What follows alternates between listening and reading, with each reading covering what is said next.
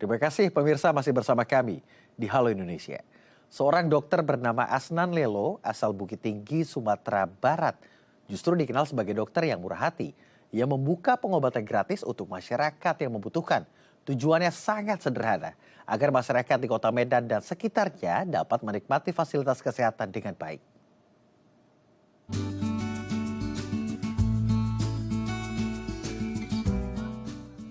Buya, begitulah masyarakat memanggil Dr. Asnan Lelo.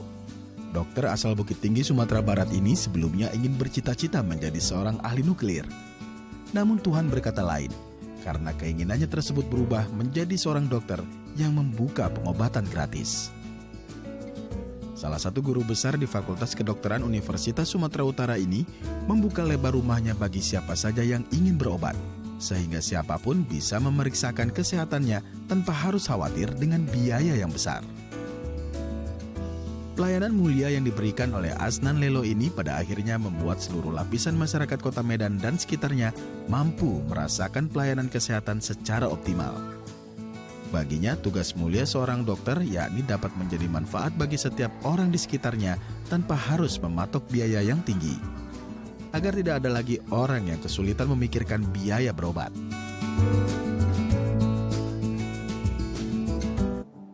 Dan untuk membahasnya lebih lanjut, kita telah terhubung dengan Profesor Dr. Asnan Lelo atau yang akrab disapa Buya Asnan. Assalamualaikum Buya Asnan, apa kabar? Sehat Buya? Waalaikumsalam warahmatullahi. Alhamdulillah sehat walafiat. Alhamdulillah. Buya luar biasa sekali ya. Buya memiliki mimpi menjadi seorang ahli nuklir, tiba-tiba jadi dokter dan memberikan pelayanan gratis. Sebenarnya prinsip apa sih yang dipegang teguh oleh Buya sehingga Buya ingin menciptakan kesetaraan di sektor kesehatan tentunya? Ya, jadilah orang yang bermanfaat untuk orang banyak. Ada pengajaran yang sampai kepada saya, ada 3 profesi yang tidak boleh menuntut dana pembiayaan. Pertama, apabila datang seseorang ingin menjadikan kita sebagai guru, maka kita guru tak boleh buat tarif. Kemudian datang seseorang ingin dapat pengobatan karena keluhan penyakitnya, juga tak boleh buat tarif. Atau seseorang berselisih, pergi ke pengacara untuk menyelesaikan masalahnya, juga tak boleh pakai tarif. Dan itulah yang saya kerjakan. Baik Buya, itu yang menjadi kaidah yang lalu diteruskan oleh Buya, diaplikasikan oleh Buya di kehidupan nyata begitu ya. Ketika Buya sudah memiliki profesi sebagai dokter, Buya memberikan pelayanan gratis. Pertanyaan saya benar. Buya, lalu bagaimana terkait operasional? Apakah Buya tidak merasa, aduh ini pasti saya akan berbeda dengan dokter-dokter lainnya begitu? Artinya dari sisi finansial mungkin dan keberlangsungan klinik Buya. Sejauh ini semuanya lancar-lancar. Karena kami hanya melakukan pemeriksaan, menegakkan diagnosis, kemudian memilih pengobatan yang layak untuk diberikan kepada pasien. Kalau seseorang misalnya memerlukan injeksi obat tertentu, maka kami resepkan obat injeksinya, termasuk spuitnya. Kami tinggal menyuntikkan. Demikian yang dikerjakan. Dan sampai sekarang semua bisa berjalan dengan lancar. Permasalahan sekarang adalah kami selalu memikirkan untuk meresepkan obat generik. Dan obat generik itu banyak yang langka di apotek, tak ada. Sehingga akibatnya pasien membeli obat yang paten dengan harga selangit. Ini kendala besar. Tidak ada peduli pemerintah terhadap masyarakat dalam pengobatan. Baik. Artinya Buya meyakini bahwasannya sampai saat ini pemerintah belum hadir dari sisi sektor kesehatan. Baik, Buya, saya ingin lebih tahu, kapan pertama kalinya Buya membuka pelayanan kesehatan secara gratis? Momen apa yang akhirnya meyakinkan Buya? Mungkin Buya sudah paham terkait kaidah atau mempercayai atau sudah menjalani terkait kaidah bagaimana dokter tidak boleh memberikan tarif atau harus memberikan layanan dengan hati. Tapi sejak kapan, momen apa yang membuat Buya semakin yakin kalau saya sudah siap untuk melayani masyarakat? Ya sebenarnya sejak mulai tamat dokter sudah ada ini dan saya terapkan. Dan nyatanya dengan cara seperti ini, setahun tamat dokter, saya sudah punya tabungan untuk naik haji. Oh, baik. Dan sampai sekarang cukup, lebih dari cukup. Untuk haji udah berkali-kali, udah bawa anak istri, kemudian insya Allah depan ini kami akan ke Masjidil Aqsa akhir bulan ini. Satu keluarga. Luar biasa. Jadi cukup. Kalau Buya sendiri membuka pelayanan gratis ini, artinya tanpa tarif, tidak ditarifkan begitu ya, seikhlasnya. Ini sejak kapan Buya? Sejak tahun berapa? Yang jelasnya itu setelah pulang dari Australia. Oke. Tahun 87.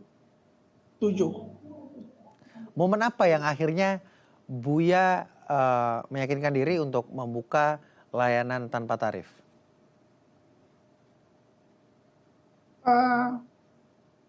Ini menarik. Ya. Ramai atau sepi, nanti setelah pulang, istri saya melihat jumlah uang yang diserahkan pasien, itu tak banyak bedanya. Ramai pun pasien segitu, sepi pun pasien jumlahnya segitu. Jadi rezeki kita ini sudah ditentukan oleh Allah. Allah itu maha kaya, maha pengasih, maha penyayang. Cuma kita yang merasa kok kurang, kepingin tambah lagi. Menghabiskan waktu cari praktek di banyak tempat. Itu rugi besar. Banyak yang lalu menganggap bisnis dokter ini masih harus dikomersialisasi menurut Buya. Nah, itulah yang tak cocok itu kan. Baik. Padahal dengan cara yang seperti ini, praktik saya cuma satu di sini. Ya, pasien itu datang dari banyak tempat. Ya. Tanpa diundang. Dari luar negeri juga ada datang. Oh iya Buya. Gimana ceritanya waktu pasien dari luar negeri datang ke Indonesia? Mendengar dari mana? Tahu dari mana? Dia tahunya dari pasien juga. Oke. Ya. Jadi ada pasien dari Kuala Lumpur yang mengeluhkan begini. Saya tanya, kok bisa sampai kemari? Ada kenalan saya sakit seperti ini berobat sama Buya gitu. Ya. Dari Belanda gitu juga. Kepingin berkhitan. Ya udah beritahu bagaimana pelaksanaannya. Baik. Buya juga pernah mengenyam pendidikan di Australia. Melihat perkembangan kesehatan di sana pada tahun kurang lebih sekitar 80-an. Tapi ketika pulang ke Indonesia, apa yang Buya lihat? Perbandingan apa yang Buya lihat antara sektor kesehatan di Australia dan juga di Indonesia? Di sana lebih beradab dalam memeriksa pasien. Kemudian akhir pemeriksaan tidak pernah mengatakan pasti begini, pasti begini. Hopefully, semoga insya Allah. Itu paling bagus. Tidak ada buka aurat. Jadi itu yang saya terapkan. Jadi kalau pasien nanti buka aurat, saya marah. Baik laki, baik perempuan. Kalau perlu periksa aurat, ya di tempat tertentu. Artinya ada adab yang juga diterapkan terkait teknis melayani pasien begitu ya Buya ya? Iya. Baik. Kalau masalah kesenjangan kesehatan, bagaimana penerapannya? Apakah di Indonesia semakin hari semakin membaik? Karena kan Buya juga sudah berprofesi sejak tahun 80-an. Permasalahan sekarang adalah banyak kita digiring untuk percaya dengan hasil pemeriksaan mesin. Iya. Ya, ilmu yang diperoleh di ruang kuliah itu tidak masuk di otak. Semua pindah ke HP, buka Google. Sehingga anak-anak pun ditanya 2 kali 3 berapa, buka HP dulu. Jadi banyak dokter sekarang datang pasien dengan keluhan sesak napas, langsung ronsen, periksa ini segala macam. Padahal mesti ditanya baik-baik, sesak napasnya karena rindu dendamkah, sesak juga. Kenapa mesti periksa ronsen? Dan kalau nggak di ronsen nggak dibayar kerjaan dokter tadi. Ini salah besar. Jadi BPJS ini juga buat tindakan mengada-ngada dan terlalaikan. Terlalaikan yang harus bisa dikerjakan seketika karena mesti dilakukan ini tak dikerjakan. Dan dokter tuh punya masa kemampuan dia. Lewat jam tertentu dia merasa capek, dia perlu istirahat. Ya. Kalau Buya sendiri di klinik Buya, ini latar belakang pasiennya seperti apa Buya? Mungkin memiliki penyakit khusus atau memang secara umum pasien apa saja boleh datang ke Buya begitu? Aneka ragam. Banyak kasus yang tidak dijumpai waktu koas, waktu praktek di rumah sakit, ataupun yang ada sekarang di rumah sakit, itu datang ke praktek kami. Dan itulah ilmu yang paling bagus. Ya, pasien itu datang memberikan ilmu sama kami, dan kami dapat belajar, dan kami bisa mensyukuri apa yang ada. Jadi banyak yang nanti yang sudah diterapi oleh super spesialis, gagal, itu datang ke praktek. Akhirnya berkonsultasi dengan Buya. Katanya juga ada cerita Buya, ada pasien yang divonis harus operasi, tapi ternyata ketika melakukan pemeriksaan dengan Buya, melakukan pengobatan dengan Buya, tidak perlu operasi dan penyakitnya sembuh. Tapi jangan dibahas dulu Buya karena kita akan break terlebih dahulu. Pemirsa juga jangan kemana-mana, tetap di Halo Indonesia.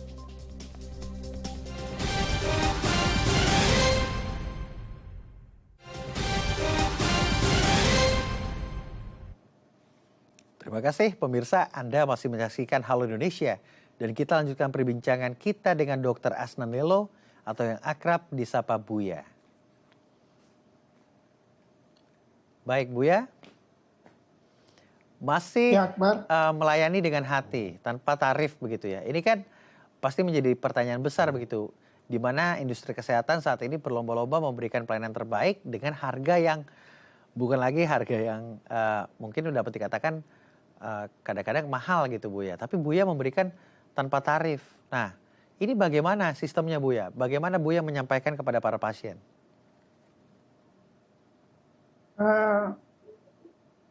Selesai pemeriksaan pengobatan, pasien bertanya berapa biayanya. Saya bilang, terserah. Karena di pintu masuk itu ada amplop, silahkan isi amplop tadi, sesuka dia. Jadi banyak itu orang tukang sate misalnya kepingin uang recehan, itu menukar uangnya sama kami. Oh. Karena tahu Buya pasti banyak nih punya atau nerima recehan gitu ya? Oh iya, uang 1.000, 2.000, 5.000. Tapi ketika Buya mendapatkan nominal yang kecil, apa perasaan Buya pertama kali kita melihat setelah memberikan pelayanan terus ada amplop yang nominalnya kecil? Ketika Buya melihat itu, yang apa kosong respon pun Buya? banyak. Yang kosong pun banyak. Yang kosong pun banyak Buya ya? Luar biasa. Lalu apa respon Buya pertama kali melihat itu? Ya mau marah macam mana kita? Karena saya nggak tahu siapa yang memberikan uang kosong, uang receh, uang kecil, saya tak tahu. Tapi Buya dengan ikhlas melayani para pasien tetap dengan hati begitu ya? Ya, kalau dia bertingkah saya marahi. Walaupun yang berobat itu orang kaya, pejabat, ya kan, tak boleh. Nah ini bertingkahnya seperti apa nih Buya nih? Kalau pasien-pasien yang bikin Buya jadi jengkel begitu ya? Ketika pasien melakukan apa sih Buya? Biasanya? Misalnya belum giliran dia untuk dipanggil dia udah masuk.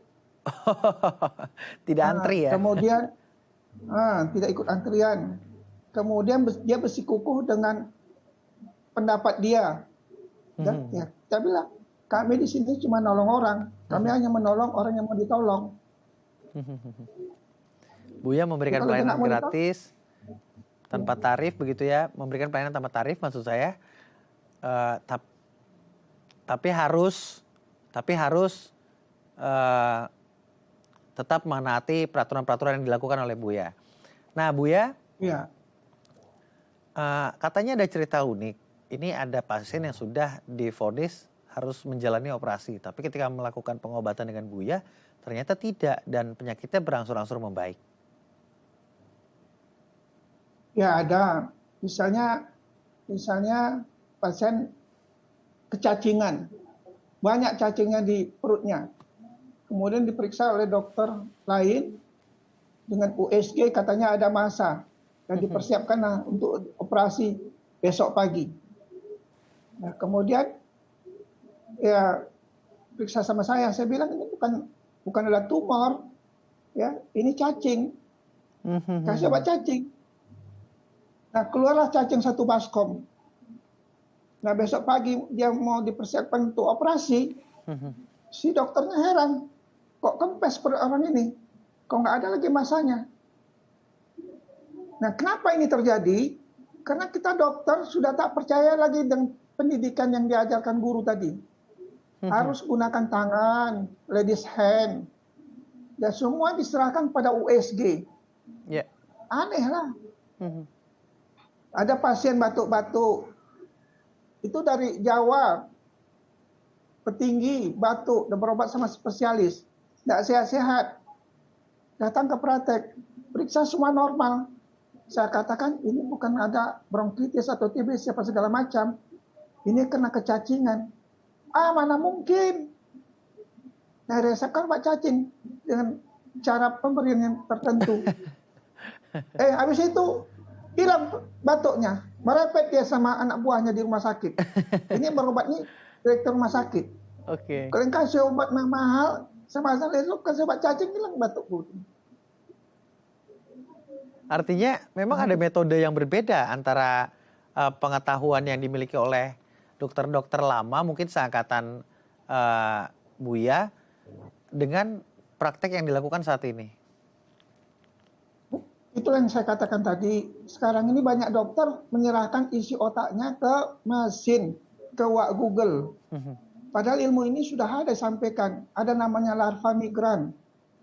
Ya, benih cacing tadi udah menjalar sampai ke paru, jadi dia tinggal di situ, nggak mati-mati. Nah, jadi dilupakannya ilmu tadi. Ya, harusnya kan kita Allahu samad, Allah tempat bergantung. Allah kasihkan sama kita otak. Gunakan otak kita, akal kita. Bukan kepada mesin, bukan mesin bergantung, bukan mesin usamat. Itu salah. Baik. Buya, apa sih kepuasannya Buya ketika memberikan pelayanan? Tentu tidak membebankan kepada pasien dan melihat pasien dapat berangsur-angsur membaik atau dapat dikatakan sembuh. Cuma satu ya, alhamdulillah. Karena memberi manfaat untuk orang banyak itu memang perintah dalam agama kita kan, perintah semua agama. Ya, kemudian kalau kita, menurut keyakinan, kalau kita bisa menyelamatkan satu nyawa, berarti kita menyelamatkan satu turunan. Nah, jadi sangat puas lah. Ya, nggak ada bisa bilang apa-apa. Cuma kadang-kadang tergelitik juga kita. Kita tanya sama pasien, kita kan cuma tahunya buat resep. Kita tanya, kau tebus obat tadi kena berapa? Sekian ratus ribu. Saya bilang, kenapa gitu mahal? Padahal obat ini obat generik. Nah inilah proses industrialisasi pengobatan. Jadi orang mengambil untung dari kerjaan kita. Jadi saya katakan, lain kali setiap kali ngambil obat di apotek, minta salinan resepnya, minta kwitansi. Dengan minta kwitansi kita punya pegangan. Sebelumnya kita beli sekian, kok sekarang harganya sekian. Di apotek ini harganya sekian, kenapa sama kau harga sekian?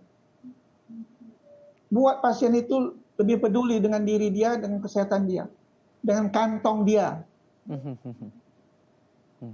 Buya memberikan literasi tersebut agar dapat memudahkan pasien-pasien mungkin ya, yang dengan ekonomi menengah ke bawah atau teman-teman yang tidak mampu menggapai kesetaraan kesehatan. Dan Buya menghadirkan hal ini.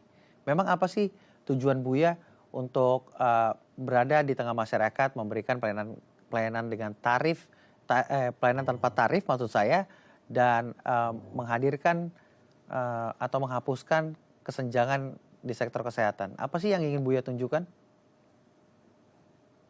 Ya tadi bisa melayani banyak orang ya sesuai dengan keahlian kemampuan kita. Lebih enggak. Karena masing-masing kita ini dipertanyakan, untuk apa kau belajar tempoh hari?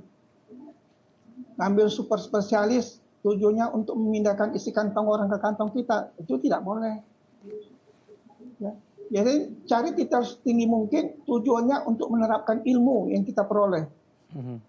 Jadi kalau datang seseorang ingin melamar pekerjaan sama saya, misalnya saya seorang direktur, sombong dia dengan aku tamatan S3 dan segala macam, tujuannya apa? Supaya kaya, dapat gaji.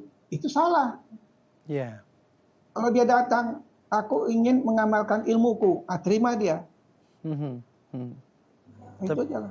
Tapi kan nggak semua seperti Buya memiliki prinsip seperti Buya. Nah, saya ingin tahu kalau di ruang operasional Buya, begitu ya, di tempat praktek Buya, bagaimana teman-teman yang juga membantu begitu, mungkin dari perawatnya, apakah juga harus ditarifkan begitu sehingga ini kan harus membayar pelayan-pelayan yang lain begitu. Lalu bagaimana, apakah tercukupi operasionalnya Buya? Cukuplah. Kami sering jalan sama-sama dengan mereka. Ya, sampai keluar kota, keluar pulau, ya. Baik. Senang sama Buya, senang.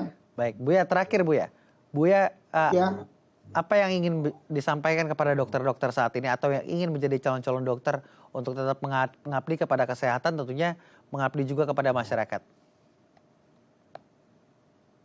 Ya, sebagai sumpah dokter, kita diberi ilmu dan kita terapkanlah ilmu tadi dengan benar. Jangan kita jadi orang pintar yang pembohong, itu salah besar. Janganlah kita jadi orang pintar sebagai koruptor. Oh, lebih salah lagi. Ya, kita akan mempertanggungjawabkan kerjaan kita di dunia dan di akhirat. Nah, kalau itu kita milikin, sakitkah aku dicubit orang?